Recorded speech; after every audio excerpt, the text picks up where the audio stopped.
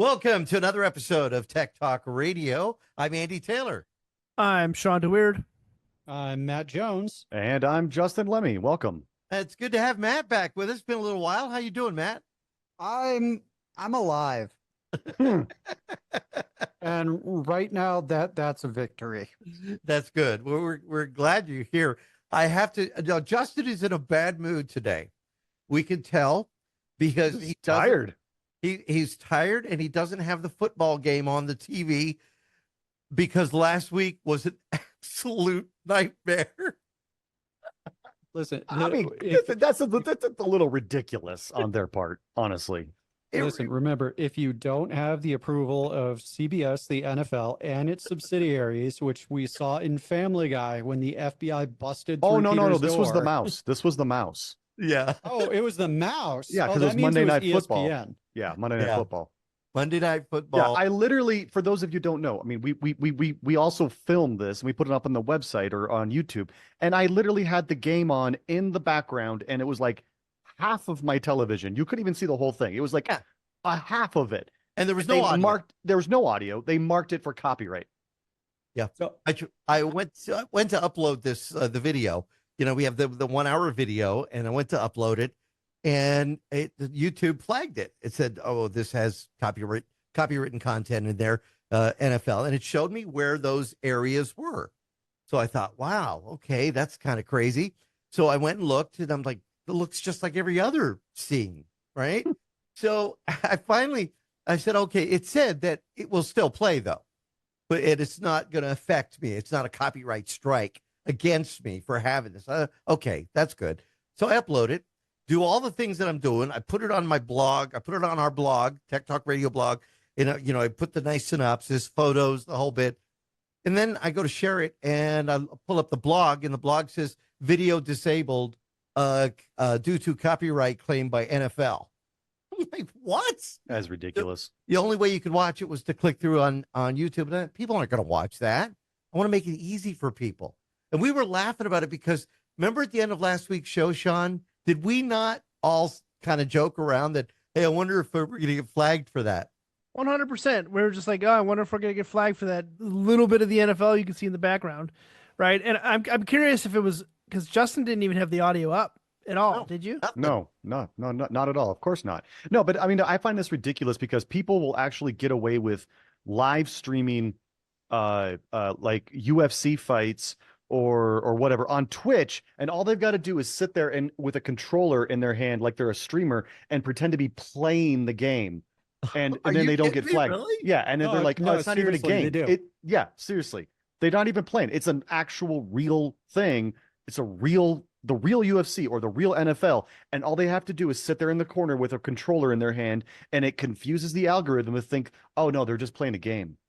Oh man, It is the way I have watched like the last 3 title fights is I just go on Twitch and search UFC, and there's some dude with a controller sitting there, and I know some people play games weird. Like I know you got the guys who have like the controller like tucked under their chin, and that doesn't make sense to me. That's uncomfortable. But the guy will sit there with his controller like sat on his chest to make sure it's in view. And if you watch, his fingers never move, not once. But he's like, yep, definitely playing UFC Fight Night, not watching the title fight at all. And I'm like, well, I appreciate your efforts because now I can watch it and not have to pay money or go to Buffalo Wild Wings. Mm-hmm. Well, I ended up having to go into the blog, deleting that post. I deleted everything, YouTube, the blog post. I thought I want it to be clean. I want our listeners, their viewers, followers to be able to check the video out. So I thought, okay, I'll go in, and I had numbers there where content was flagged. And I went to those numbers and I took a little pastel screen and I just kind of blurred everything right where the TV was. And I did it in both those sections. Then I took it, I saved it, I re-encoded the video, uploaded the video, and it got flagged for another section somewhere in the video. And I thought it's going to flag me throughout the entire video. So what I ended up doing is I ended up finding a shot like we have right now, where it's just the black TV, and I went ahead and I cropped it. I went into Photoshop, did a special cropping on it, and then popped that into the video with Justin. and it was tedious because I had to watch the video. There's a couple shots where there's like a little bright flash that you could tell something was there, but that kind of got fixed because we were talking a whole hour of this, and every time Justin talked, I had to go in and fix it. But it ended up looking pretty good. I got to say, I'm patting myself on the back there. Oh, it's a good job, but I mean, it's absolutely ridiculous. I mean, I'm going to be honestly, I would not be surprised if we don't get flagged today for Sean's Mountain Dew can sitting in frame. Uh-oh, where is that? Sean, we got to see your Mountain Dew Voodoo. Yep. I'm gonna make a big screen. Yep. Now we're gonna get flagged. It's their zero sugar. It's so every year Mountain Dew puts out this Halloween flavor, and it's a mystery flavor, and they kind of like they try to get you to guess, and you can potentially win something. This one is definitely tastes exactly like Smarties. Oh my gosh, It is so good. It's gotta be healthy. If you watch the video and that can is suddenly changed to something else, you know we got flagged, and I'm cursing while I'm fixing it. Well, or it could be the MacBook box in the back of Matt's shot there. I mean, that could get flagged. No, that's marketing. Matter of fact, Sean, I know we were kind of eyeballing his MacBook, your new MacBook. Now, when did you get this? About 9 hours ago. So have you even taken it out of the box yet? I spent 9 hours setting up this. Okay, so backstory of why I bought the Mac. Because listeners who've listened to us before in any segment I'm on know I'm not an Apple fanboy. For those who don't know, with my background in cybersecurity, I got laid off in July, at the very end of July, and jumped back into the utter dumpster fire that is the job market. And in the 2 years I've been at my current company, IT changes really fast, but in the last 2 years, it changed in ways that my company did not adopt. So I have no background in them. And I looked at all the courses I'm going to be taking over the next 3 months to try and be employable again. And looked, and the best computer for all of those courses combined was a new Mac. So I went into Best Buy today. My wife and I talked about it, and I bought a new 14-inch M3 Pro chipset MacBook Pro. Nice. And the main reason I went with Mac is I'm going to be doing a lot of Linux work in some specific. So Linux comes in what are called distros or flavors, distributions. And I'm going to be trying to get certified in one that's specifically built for penetration testing called Kali Linux. And the MacBook Pro was really highly rated for it, whether running it as a native VM for dual booting or running it as a virtual machine, which is what I decided to do. But I almost called an audible the moment I walked in. I was like, I'm going to get the Mac. Everybody was busy, so I just kind of did a loop of all the laptops, and I saw this new Lenovo Yoga 9. And it's the first laptop I've seen where the keyboard is like outside of the Microsoft Surface, where it's a wireless keyboard comes with it, and it's actually two screens built like this that folds together. And I was like, I'm also going to do coding classes, and that would be really nice. Promptly jumped on one of the computers and was like, loading Linux onto this machine, and everyone was like, don't. There's your solution. Get a Mac. And I was like, well, hell, all right, guess I'm going to get the Mac. But with that, the other one that I wanted to bring to your guys' attention, they have finally released an augmented reality laptop. Oh, you're kidding me. It does not come with a screen at all. There is no screen with this thing. It looks like the bottom half of a MacBook Pro and a set of augmented reality glasses. That's your screen. Wow. Looks pretty cool. And they're hardwired into it. So instead of like, oh, I bought a 14-inch screen, you have glasses that can be a 14-foot screen if you so decide. But seeing that, as we talked about VR, like one of the last times I was on here, like, and I had brought up, I'm surprised that no one's using that for their display. They're now doing that. And I think that's what we're going to start seeing here in like the next 5 years is display screens are going to be a nice feature, a bonus that, oh, if you spend extra $100, you can get the externally attachable display. Otherwise, pop these glasses on And welcome to the Oasis from Ready Player One, because everything's going to be done VR now, or AR. Yeah. But it's called the Spacetop. So The instead of a Spacetop. laptop, it's the Spacetop. I don't know.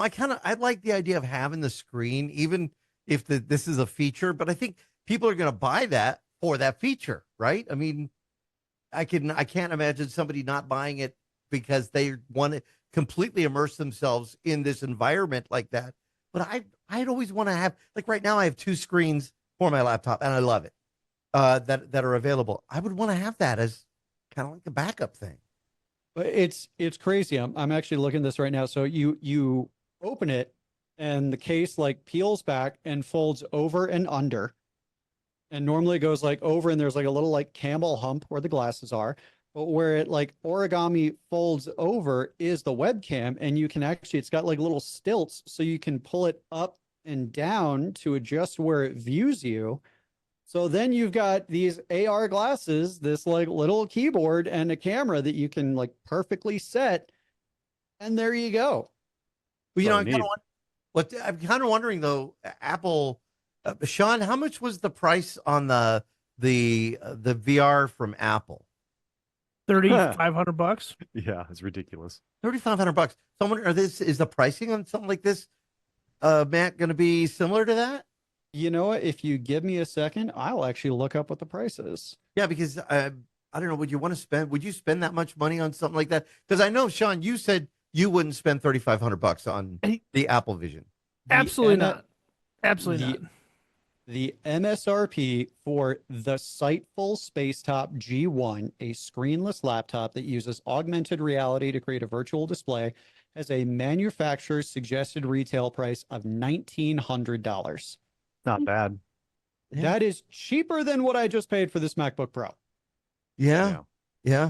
My son sent me specs for an MSI gaming laptop that he's looking at, and I saw MSI. He said, I've never heard of them. Are they any good? And I'm like, oh yeah, MSI is good. Yeah, you'll be fine with that. But it was $2,100, but it had a 4070 in it. And I'm thinking, do you really need that? Do you really need that?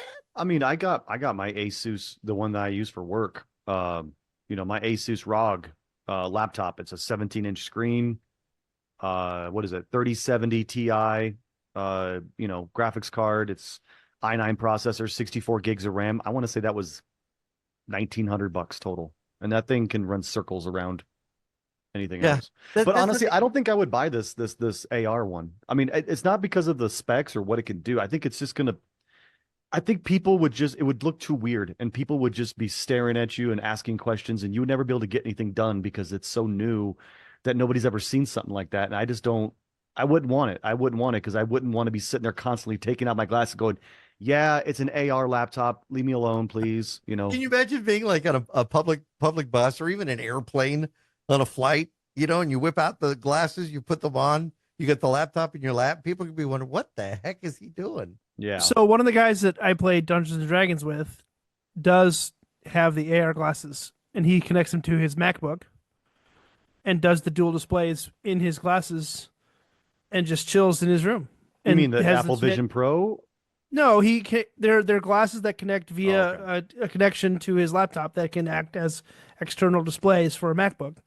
I'll have to get with him to see what actually the model is, but he loves them. I got to check them out not that long ago, and it's weird because they don't have diopters in them, so you can't adjust it to you kind of have to like move them forward and up to kind of get focus in there, but you can scale the size and all that stuff. It was pretty neat, but I just don't know if I would do it. Yeah. Yeah. I mean, that would be different. I mean, they said the same things when like laptops very first came out. Was people sitting there like, oh my god, is that a computer in your lap? Like, so eventually, it's the CEO of Nvidia actually came out, I think it was yesterday, and said we are at the forefront of a brand new industrial revolution. And I was chatting about this with Lee the other day, and I was like, the original industrial revolution was, obviously manufacturing, hard labor, like things that, normally you'd have people their hands on.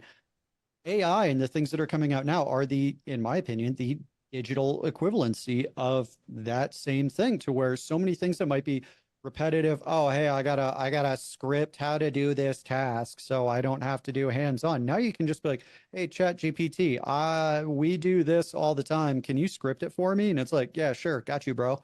So I think with that, tagging onto VR, AR, XR, whatever they're going to brand it as, I think we're seeing kind of turning the corner to what's going to be next. And it's exciting. It's weird, but it's kind of funny when you think about it, though, because I think we would have thought of Nvidia as part of this, well, they make graphics cards, they do this, they do that. And we would never have thought of them as being a big player in this next, digital, revolution.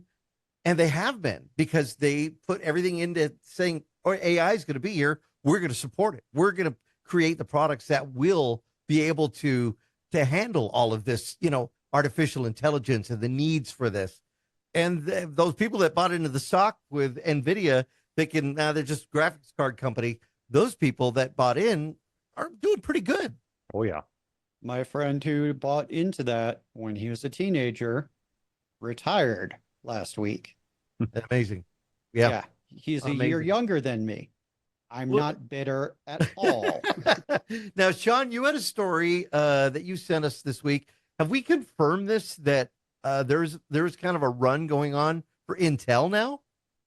So it popped up in the trades that Qualcomm had approached Intel to do a friendly takeover. That just means basically that Qualcomm would buy out all of the stock from the board members at Intel, and then basically shift priorities into Qualcomm. That I saw that article yesterday. Today, I just read that Qualcomm US just laid off a bunch of people. So I have no idea.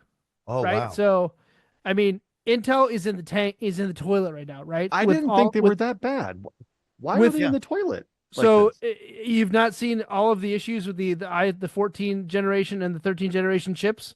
That's not. So it's Intel bad. has this major issue with the 13900 series and the early 14th gen chipsets. Right. That they are basically at the transistor level frying themselves. Now, have they come up with a fix yet? I know. I think Well, it's the motherboard companies. They say that if your processor is showing symptoms of this problem, it's going to continue to get worse, right? Your processor is just going to continue to basically overheat itself and just fry itself. Yeah. So then it's just like, well, just RMA it. Well, they've basically run out of stock. They can't give people what they bought. So they're either giving you a newer processor that has the same problem, an older processor that doesn't have the problem, or they're just refunding you and saying good luck. Oh, wow. So it's been. So whose fault was this? An engineer? The designers? It's a problem at Intel, and it got past quality control somehow, and it's just been. So do you think their stock is really, really low? Like they are on an absolute decline right now. Do you think this problem could just completely destroy the company? Don't know. It's just I thought they were just too big to fail. I mean, Intel and AMD. So this is the big question, right? You have AMD, you have Intel, you have Qualcomm, you have a couple other Chinese chipset manufacturers, right? If Qualcomm comes in and just says, "Well, we're going to buy out Intel," well, there's a lot of people that are going to say that's going to violate some, whatever the law is, whatever the law is, antitrust law, right? Because Qualcomm's just going to have this huge share, and you've already seen Qualcomm trying to sneak into the lower end laptop market. So it's smart for Qualcomm to try and do that, where Qualcomm has just historically been a cell phone chip manufacturer or other, onboard integrated circuit manufacturer. So it'll be interesting to see, but I can't see why it doesn't make sense that companies aren't trying to buy Intel. They're at rock bottom right now. And if somebody could absorb them and rebrand it or spin it around into whatever, I don't see how that couldn't benefit some company that has enough money to spend on it. You guys remember it would have been the 90s when there was a Pentium issue. The Pentium processors had some kind of issues with them, and they did a fix. They basically replaced many of the processors. I remember going through that. It was, and that's when you had opportunities. You could use Cyrix, or you used, or AMD.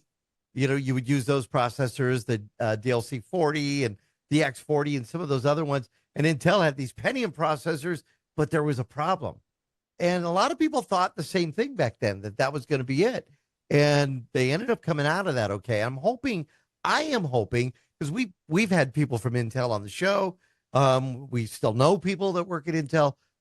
We were kind of hoping maybe they will come out of this, but I don't know. When we got that news about Qualcomm, we thought, well, wait a minute, maybe this situation is a little more bleak than we'd like to. And then I hear that Intel is being sued by the Republic of Ireland for billions of dollars.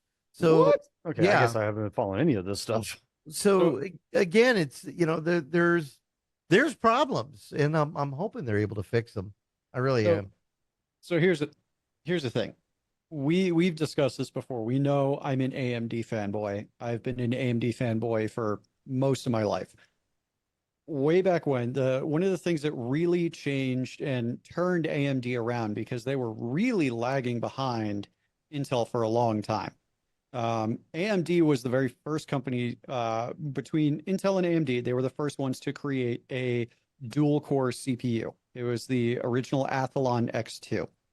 And the guy who created the Athlon X2 actually did what is almost considered antiquated now. He hand laid the architecture for that chip. He didn't have a computer build it, anything like that. He hand laid it.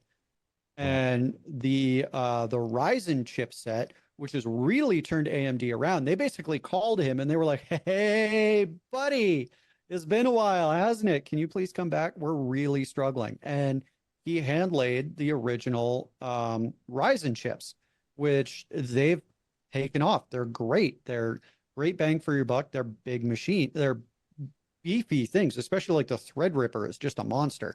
Yeah. But when and this is one of the things that turned me off to Intel, was when the Athlon X2 was really taking off, Intel called all the manufacturers.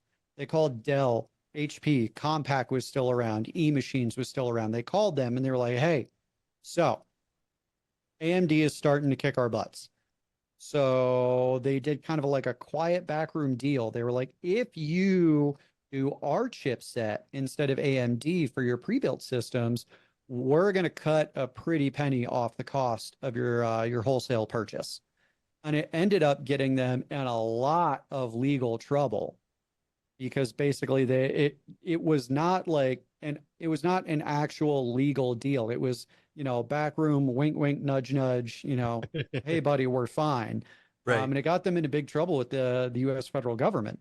So to see that, they're getting sued by Ireland, their chips are eating themselves alive. Like, I'm sitting here like, oh, it couldn't happen to a nicer group of folk. Like, that's just, that's a shame. I view, in terms of like tech in the market, you either have the superior product or you don't.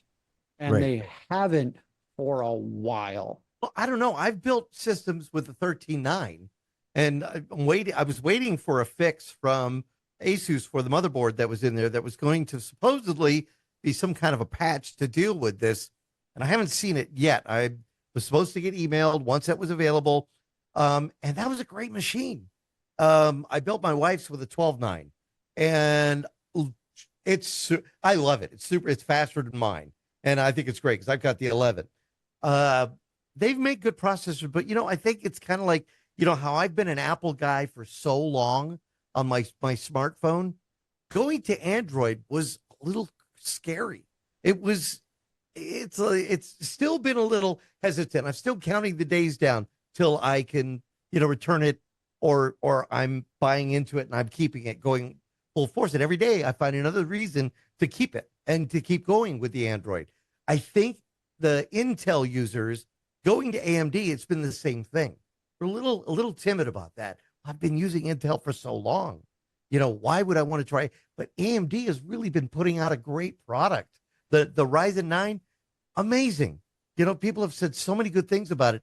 kind of think that maybe people, if they open up their eyes and they give it a shot, they're going to be happy with it.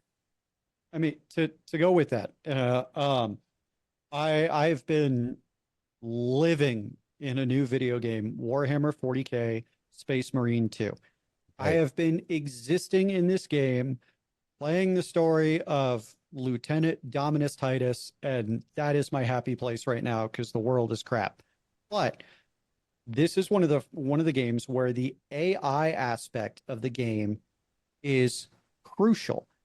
Because you're fighting against an enemy that they're called Terminids. If you've played StarCraft, they're the Zerg, and it's a first-person shooter. So you have this massive swarm of bad guys coming at you. And I was actually when I was at Fan Expo, I got to actually chat with one of the developers because they were presenting the game there. He was like, "Yeah, so the main swarm, when you see it like coming towards you, the computer runs it as one AI element." And then as it gets closer, it crosses this delineated line and these individual units start popping out. But it's every individual unit from that rendered swarm. And each unit has its own AI instruction that's popped in it. So I'm playing with my buddy who's got, I want to say it's about a 10 or 11-year-old AMD processor. And he was like, my GPU is like 5 years old and it's fine. For the first time ever in a video game, I am reaching a CPU bottleneck because of the amount of logic required for this AI. But case in point, what I'm trying to say here is he is running a 10, 11-year-old AMD CPU. It is still able to play this game. He can't play it on maximum settings, but a 10, 11-year-old CPU from AMD is still able to do that level of AI logic and routing and control. Wow. That is pretty amazing stuff. It really is. All right. Well, tell you what, we're going to take a quick break. And Warhammer, I understand Henry Cavill plays that and is a big fan of it. We'll jump in that after the break. All right. I'll touch on that. I'm Andy Taylor. I'm Shawn DeWeird. I'm Matt Jones. And I'm Justin Lemmy. Find us on the web at techtalkradio.com. We'll be right back. So right before the break, Andy brought up Henry Cavill and Warhammer 40K. When Henry Cavill was actually doing an interview for The Witcher, one of the questions was like, "What outside of The Witcher? What's your nerd thing? Like, what is your thing?" And without skipping a beat, he just goes, "Oh, Warhammer 40K." And as soon as he says that, the actor who played Yaskir goes, "Oh, you play?" And he was like, "Oh yeah, right now I'm running I think he was running, it was either Terminids or like Eldar, but he was like, "Oh yeah, I'm running this right now." And they were like, "Oh, so you should and we should." And people paid attention to that because the one downfall, the reason Henry Cavill actually quit The Witcher is because he knows the lore, he knows the stories, he knows everything about it. He is a nerd's nerd. There is a picture of like all these big name actors like Robert Downey Jr., Chris Hemsworth, well, all the Chris's, like holding these babies, and then there's Henry Cavill like cradling a 3080 Ti like it's his child. And he knows the lore so much that he would get so upset with the writers room being like, "No, that's not lore accurate. No, that's not what Geralt would do," that eventually he just quit. And Amazon came to him and they were like, "Hey, so this friend of a friend told us that you know Warhammer 40K, and we were thinking of making a Warhammer 40K TV show. Would you be interested?" And they are making it. It is in progress. They are making the show. But Henry Cavill was like, "I will absolutely be involved if I'm the executive producer and I have hiring and firing rights everywhere." Wow. So he has hiring and firing rights for the writer's room. So if somebody's like, "I think we should tell our own unique story that doesn't have anything to do with the lore," he is going to punt that person out of like an 8th floor window and then go hire someone else. So when you said like Henry Cavill is like big into Warhammer 40K, he's still today posting on his Instagram like his stats playing Space Marine 2, like getting up there, like playing the multiplayer component with everyone. It's wild. I hope to end up with a lobby with him one day. That is awesome. Now, Shawn, you did something that I didn't think you were going to do that was kind of a surprise this week. Well, so first off, I'm going to say that over the summer, my wife's cousin brought the tabletop version of Warhammer 40K Ooh. to our family gathering. All right. So I spent 3 nights, 3 separate nights, 3-hour sessions doing the kill team Space Orcs versus Veterans. Ooh. It was amazing. I'm gonna get the pictures and I'm gonna send him. You can put it on the blog. But he has the whole setup. He's got the starter kit. He paints his own minis. It was incredible. I almost bought it when I went to Gen Con this in at the end of August, but I would have spent way too much money, so I didn't. But there is a tabletop version of Warhammer that is incredible. So I will just leave it at that. Isn't Warhammer the tabletop one where you have to like paint all your miniatures and You people paint the send- miniatures, and then it's a specific version called Kill Team, which is different than like the campaign settings. This is more like a skirmish where you just fight each other for an objective. Right. But it is a tabletop version where you have measurements and you have a ruler and you're doing. It was incredible. Now, if I've never played this before, would I be able to get into it, you think? Or is this seasoned gamers? If I might jump on this one. So there are now 3 different settings where you can play Warhammer 40K. The one Shawn is talking about with kill teams, traditionally your miniatures in the campaign setting, each miniature represents like a squad of guys.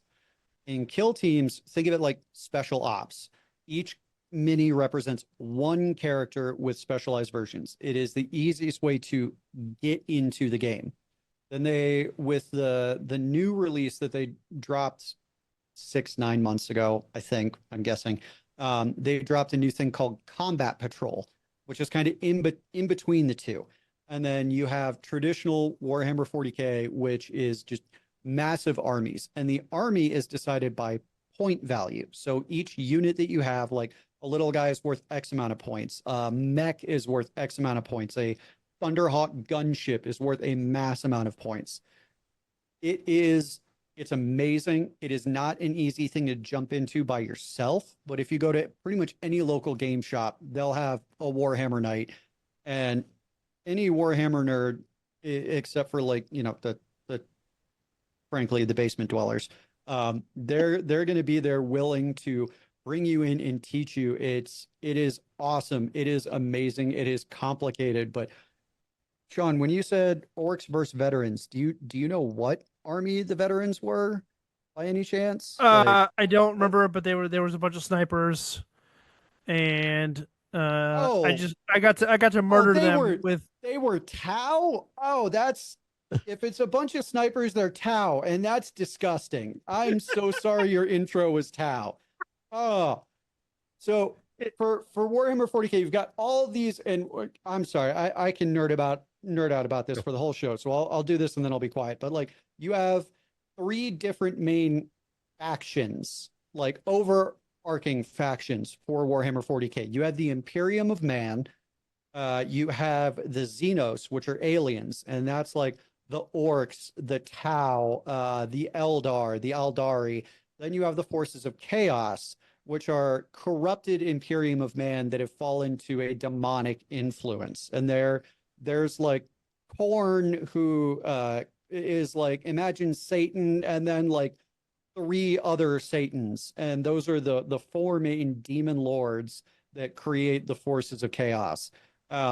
Orcs, Shawn, orcs are amazing. I'm so glad you got to experience that. My wife wants to play orcs. It was the orc commandos and the veteran guardsmen. So I played both sides. I preferred the orcs. I preferred the orcs because that's like my play style, like big and beefy, get in there and just mess stuff up. And their names are hilarious, like Slice a Boy and Rocket Boy, and I mean they're it's fantastic. It was so fantastic. Big Gunna bro. When you're talking about the veteran guardsmen, that's the Astra Militarum, which is, these are regular old humans equipped with like a laser, they call it a las gun, and it will blow like a meter-sized hole in a wall with one shot. Like in today's military, it would be the end-all be-all weapon. It is jokingly referred to in Warhammer 40K as the flashlight. It is the weakest weapon out there. The Astra Militarum settle fights just based on pure overwhelming firepower and like sundering amounts of artillery. Like Wow. an Astra Militarum artillery barrage will crack the mantle of a planet. and All right, orcs, orcs are ridiculous because they make things work solely by believing it. Like they're like, this will fly because we think it should fly. And the world is just like, yeah, sure, why not? All right, now Shawn, you were gonna go to tell us about Beyond Warhammer. You were doing something a little different. So we've talked about it, and I finally was getting so frustrated. My computer just started. I was losing USB drivers. Like I had issues last week when we were recording the show, and this morning I had the day off of work because I've been working like crazy, and I just said, you know what? It's time to wipe my machine. It's time to get it back to bone dry. Just get it done. Wow. So I downloaded the media creation tool. I made a USB for Windows 11 Pro because that's the version of Windows I have. Is I have Windows 10 Pro, which those license copy over to Windows 11. And then I plugged it in. I booted from the USB drive and said, "This computer does not support Windows 11." And I was like, that doesn't make sense. It's not that old of a motherboard. It's Right. It's a Ryzen 3700. Like I should have enough, right? So then I did some Googling. So with this motherboard specifically, you can boot into the older BIOS mode, or you can boot into the UEFI mode, right? So that had to be enabled. Well, once that was enabled, I was like, I'm ready. I'm golden, right? No, still said not supported. So then I had to go in I had to go in and I had to Google. You guys know my Google foo is really good, right? Oh yeah, yeah. It took me a few hours to find the right article to find the one buried setting, and I don't even remember what it is right now. I have a screenshot of it on my phone because I was just searching for it. And it was a weird FTPM setting on this. I have an Asus Gigabyte Asus Elite Wi-Fi motherboard. I think it's PTT, is it, or something like that? I don't know, but I found it, and once I turned that on, I had zero issues getting it in there. Then I spent the majority of the day just getting Windows 11. Then you don't realize how many things you actually have to reinstall when you go to a new version of computer. Oh my! It was like I wrote a list of all the applications that I consistently used on my computer before I wiped it, and then it was like 30 things. So then I'm just going through the list. Okay, I got Chrome, I got Firefox, I just went through this huge list, and it's like, oh my God, there's so many things that I have to do. And then I had to do USB driver updates because I was having issues with my headset not working, but the headset would work, but the mic wouldn't work. And I was having weird issues with my A10 mini not being read by the USB. And then my Stream Deck wouldn't work with USBs. And then I did a Windows update and then it worked. So the summary of my today is that it is not easy even for somebody who is, I feel like I'm pretty technologically savvy, to just do a basic Windows 11 upgrade. Yeah. To a clean version of Windows. Like I feel like a lot of people that don't have patience with technology would have just given up and gone and bought a new computer. Right? Exactly. Oh my God.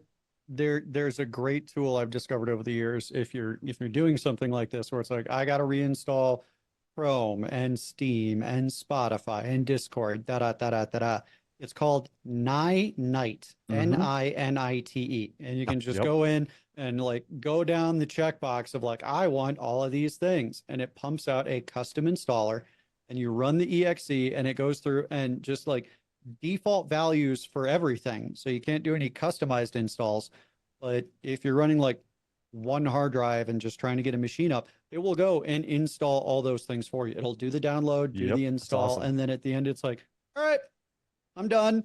Now you get to go spend 45 minutes signing into everything. Have a great day.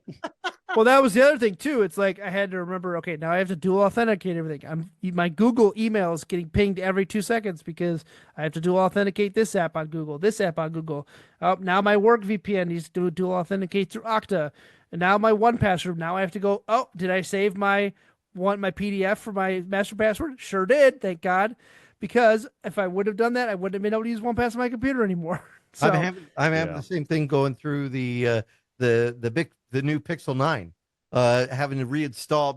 Basically, it's like reinstalling, having to go into the apps, configure everything. Okay, that one works. That one works. That's been a pain in the neck. So, Yeah, but I you just had to do finally that too. you had to do that as well, right, Justin? Even Yeah. you were going from Pixel to a Pixel. You still have to do it, right?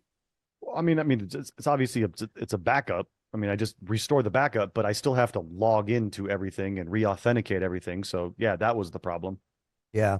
But you got Windows 11 installed correctly, Shawn, and you're good to go. So I think it's great if it seems to run really well. And again, I spent after I installed a lot of the apps, I spent the majority of the day just customizing things, getting where I wanted to, and Googling how to get rid of all of the ads that are on this Windows 11. Right? So getting it out of my start bar, getting it out of my search window, getting it out of everything on Windows 11 has ads in it now. Oh yeah. But there are ways to go into the registry and make some small changes so it doesn't serve you ads. You can actually disable Copilot, which I did immediately. Where do you see the ads? Because I run Windows 11 3 different places, and I don't see any ads anywhere. So I would click the Windows button, and I would get served like recommended apps that I don't have installed. If you click the search bar, it would serve you sports scores, weather, recent weather highlights, like the whole sidebar thing. Those aren't ads. Okay, it's Kinda. information that I don't care about. How about that? If it's not ads, sure. It's information that I don't care about. I don't want to see it in my search bar when I'm trying to search for a file on my desktop. But it wants to learn about you by what you click on. True. That's what it's going to do. That's also true. But I just want a clean operating system. That's what I want. Then you're going to want to do Linux because you're never going to get that with Windows. No, I understand that. I can dream. Have you heard about our Lord and Savior Windows 7? Yeah, Right. I loved Windows 7 was great. It was the first not the first operating system I built a computer on, but like that's what I ran on the first computer I built.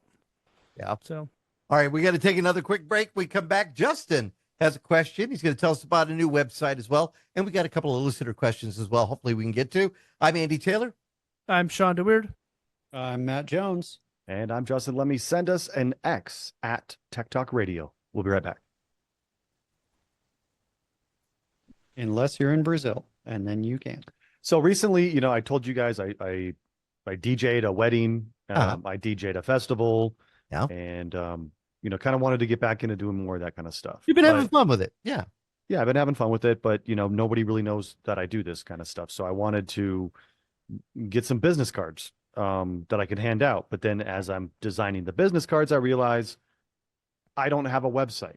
I don't have a professional email address. I don't have any of that stuff because I don't know. I just never really thought about it. But I'm not going to design a business card and put, my personal Gmail address on it, and then nothing that people can be able to understand. So yeah, I bought a website. Nice. And I put it in chat there.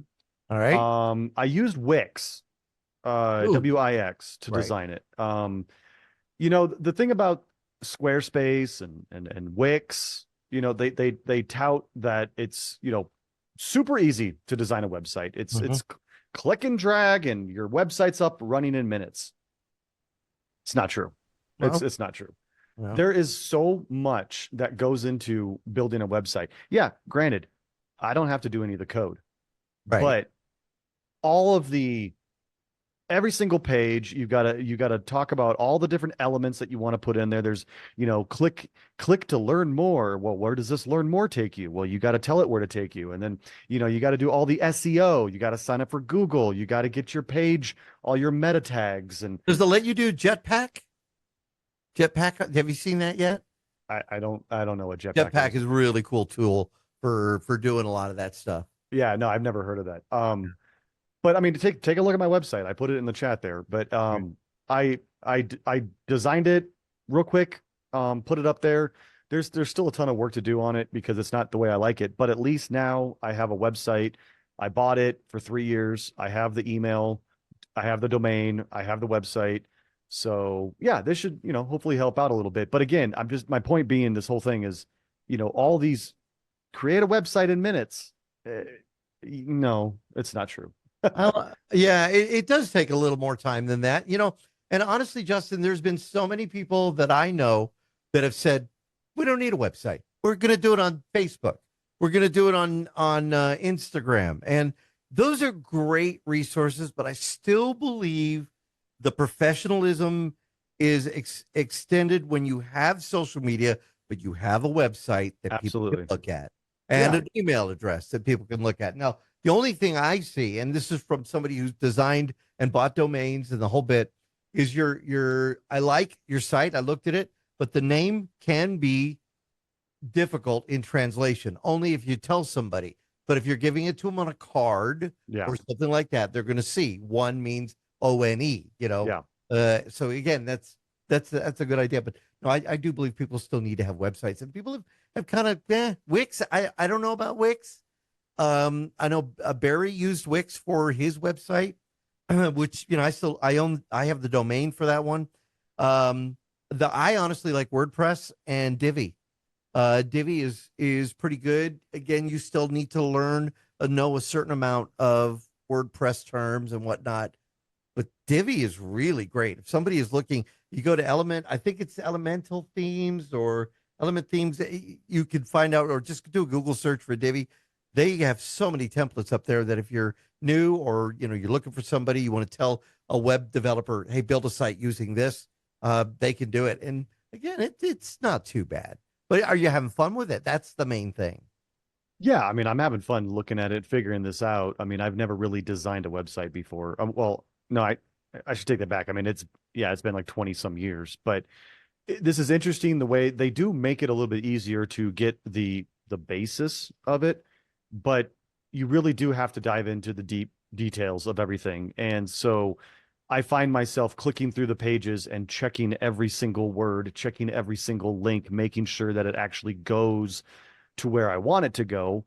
But again, it's about that professionalism to be able to have that, because I think, it doesn't really matter what industry you're in, but if you're trying to promote yourself as a legitimate vendor of a product or a service, and you're just going to give them a Gmail account as your email with no website for them to go look at, it just screams, amateur to me, So to have something basic where it's just, hey, here's my website and my card, that I'm going to give out. It's a very simple card. It's got my logo on the back. It's got the website. Bam, Especially if done. you think about it, Justin, you're in a situation where, okay, let's face it, somebody wants to book an event like a wedding. They're going to tie you up for a weekend. So you're going to want a deposit. If you're going to be leaving a deposit with somebody, you want to make sure they're a legitimate company and they've been doing things. One other thing I think would be great on your website is some video. Maybe have Misa come out when you're doing a gig and just shoot some video. Or if you have video friends that are up there, I'm sure you do from the TV days, have them come shoot some video of you working. There's a guy in California that I used to work with, and sadly he passed away some months ago, Bob Stock. Great DJ. And it was funny because one of the girls I worked with at the station here in Tucson moved to San Diego when her daughter got married. That's who they hired. She said, "Oh yeah, I know this guy who's DJing said he knows you and Barry and that whole bit." And it was like so cool. But Bob has put a bunch of videos of him not even DJing, just him standing there in a suit and the camera going around him, and you see that personality. That's what they hire. Well, that's another thing that I want to do. That's another thing I want to do too, is I want to be able to I'm just thinking about even just doing like an interview with myself where I want to tell people my side of the story when it comes to why you should hire me to do your wedding or your whatever event, because DJs are dime a dozen. What makes me different? So what makes you stand out? I want to be able to put that video on my website and say, this is why you should hire me over blah, blah, blah. All right. Now, you had another issue too. This was actually a question about a problem you're running into or somebody else was running into. No, I'm running into it, honestly, at work. This is the third laptop. These are Dell laptops, relatively new. I mean, I think they're not like the most current gen. They're not brand new from Dell. We do usually buy these things from a refurbished website, but they're very legitimate. They've done great work for us all the time. And they're all running Windows 11 Pro. And the third laptop, all of a sudden, it's like Wi-Fi doesn't even exist on the laptop anymore. Like it doesn't exist. Like you click on the network settings where it brings up Bluetooth and accessibility, nightlight, all that stuff. Wi-Fi, just not even there. Just nothing. Like it's just not even there. Have you gone into the BIOS to see if it's enabled? BIOS it's enabled. And you can see it in the device manager. You can see Wi-Fi. You can even go into the network connections, which is, the old Windows network connections, which they make it almost impossible to find on Windows 11. But if you get there, you can see Wi-Fi disabled. When you try to enable it, it just disables itself again. And there's no reason. I don't understand anything. There's no errors. There's nothing going on. Wi-Fi used to work on the computer. It's got to be a Windows bug of some sort. But we've Googled it. We can't find anything. Has the laptop been opened recently? For any reason? Like, taking the back off of it to access a battery replacement? Oh, no, not at all. The Wi-Fi cards in these laptops, sometimes they'll put it at the top of the bezel. Other times they'll put it, on the bottom. The antenna usually, yeah. It's two small little connectors. And sometimes those connectors can fall off. But see, the thing is, it's listed in Device Manager. It's there. It shows it in Device Manager. And it shows it in the network connections, but it says it's disabled. And you try to re-enable it, it just disables itself again. Everything we Googled, it comes up with nothing. Like it's so weird. Any thoughts on this one, Shawn or Matt? Because I mean, if it's in Device Manager, the only thought I could have is kind of where you were walking towards. Would be like maybe the card isn't. They got bumped or something and it's not quite fully seated. It's seated just enough to be seen on Device Manager. But no, that is absolutely bizarre. But there's 3 laptops that have done this. So are these laptops, do they have the M2 wireless chip, like the M2 wireless chips in them that are replaceable? That's a good question. I don't know. They're precision models. They're higher end Dell laptops, the precision line. Because the newer laptops I've seen a trend in the newer laptops going with the M2 slot wireless cards instead of like the PCIe cards or the onboard, just because they get better performance with Wi-Fi 6 and stuff like that too. Oh, that's so. Are you saying that something got jostled loose on the motherboard? Could be. Yeah, because they started making the change. The original M.2 slot was just for storage. SSD, right? And then eventually NVMe storage. And then they were like, wait a minute, the throughput on these ports is ridiculous. Why don't we start using it for other things? Kind of, the way USB happened way back in the day. Yeah. But that truly is bizarre. And the fact, if it's one, okay, somebody dropped it and didn't say anything or something like that. But if it's 3, 4 laptops, that's it feels like a Windows issue, and they're all Dell. They're all Dell laptops. It's funny. I opened up a tower system once, and they had M2. They were using it for the drives. They couldn't find the screw, so they couldn't tighten it down. So it was in, but it was kind of like like it was ready to catapult. So we ran into this when we built we ran into this issue when we built my nephew's computer and then one of my friend's computers. Drives, most motherboards don't come with an M2 socket screw on the motherboard, and most drives don't come with one. So unless you just have one laying around, you're kind of up the creek when you put an M2 drive in. The way I fix cars, pull the part off somewhere else. The junkyard. We got to take another quick break. We come back. We'll see if we can maybe future research that and see what you come up with on that. But we'll be back with more of Tech Talk Radio. I'm Andy Taylor. I'm Shawn DeWeird. I'm Matt Jones. And I'm Justin. Let me find us on Facebook, facebook.com/Tech Talkers. We'll be right back. So in an earlier segment, we talked about me putting Windows 11 on my computer and reinstalling all the apps and programs that I had. And thanks to Matt for mentioning Ninite, Ninite, I was able to download and install Audacity, Dropbox, Evernote, FileZilla, GIMP, Google Drive, Handbrake, Malwarebytes, Note++, OpenOffice, RealVNC, Steam, VLC, Winamp, WinSCP, and 7-Zip. Somebody's got a good internet connection. And I just hit download. It downloaded them all and installed them all in a matter. I mean, I did it during the show. I did it between when I mentioned it in the show and now, and it installed. And I'm now configuring my malware bytes, and it was awesome. Like it just worked. It was The incredible. question that listeners would ask us right now: is it safe? You know, it's like that scene in Marathon Man. Is it safe? It is safe. I've been using it in my IT career since like the very start of my IT career back in my enterprise IT career in like 2012. I started using it where Shawn is actually using the free personal version. You can actually buy Ninite Enterprise and use that same thing. And the options that come with that, it's like, okay, you can set it to a media that you hand around. You can do network installs. You can look at all the computers that are on it and manage updates, everything like that. Like it is the question of, is it safe?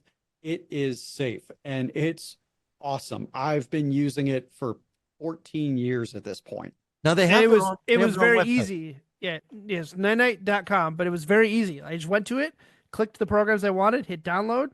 It gave me a download file. I clicked on it and it said installing, and it just went through the list. So it just bulks installs them, and then it tells you you're done. I mean, it took a matter of less than 10 minutes. It's awesome. And the big part of that is the installer that it provides you is customized to the options you chose on the site. So choosing those like 15 programs that Shawn listed off, they all come in that custom downloader. If you chose 13 of them, you get the custom downloader. Great stuff, man. We still have a lot more to talk about for this week, but we'll hold it for next week. If you have a question or a comment to us, please drop us an email, techguys@techtalkradio.com.